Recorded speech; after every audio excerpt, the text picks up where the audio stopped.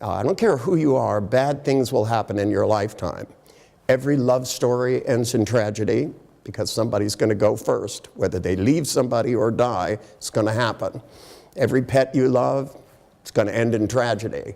So, I mean, part of having good things is that they come to an end. And you know, people lose good jobs. The economy is tough now. A lot of people are having a hard time. It's not so much you're recovering, but you're being determined to go back and find the good stuff. It's, again, not looking backwards. It's not that you drag yourself up and overcome difficulty no matter how bad it feels. It's that the worse things get, the more perseverance you get. Determination is one of the most powerful things I teach most of my clients. They're not determined enough to clean up the inside of their mind and focus on what they want. And all the people that I've ever spoken to, and I really interviewed a lot of people that made it through things that should be impossible. Concentration camps in World War II, prisoners of war camps in Vietnam. I mean, just the worst of the worst things, you know, being kidnapped and tortured. And when I spoke to the people that seem to have survived these things well, because, you see, to me, I'm not somebody that goes and finds out what went wrong. I'm somebody that studies the people who do things successfully. NLP is the study of successful behaviors. It's the study of people who got over fears. It's not the study of how people get fears. I leave that to psychologists. They do an excellent job. My job is to find out how people do these things. And when I've discussed it, there were certain things they had. One is a sense of humor.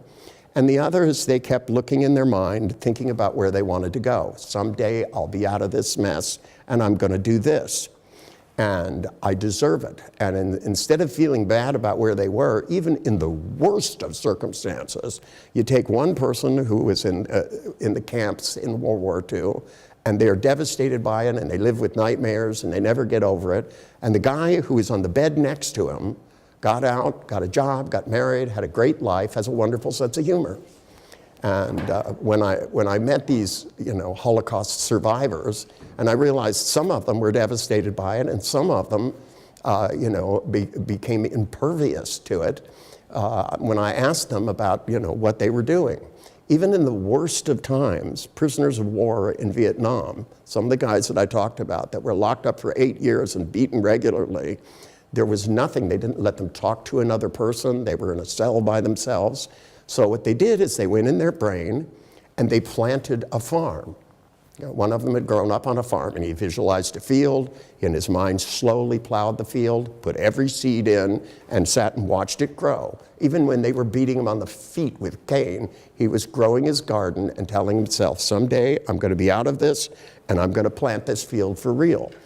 And you see, when you make vivid goals that tell you, you know, no matter how bad it is, it's going to be over, as opposed to saying to yourself, I've lost this and I'll never get it back, it's never going to happen.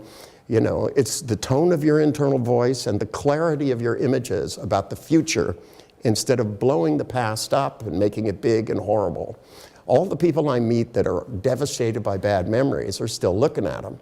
If I came over your house and painted an ugly picture on your wall, you'd paint over it, but yet people leave them in their minds year in and year out. What I do is try to teach people to redecorate the inside of their head so it's futuristic and it's a good place to live.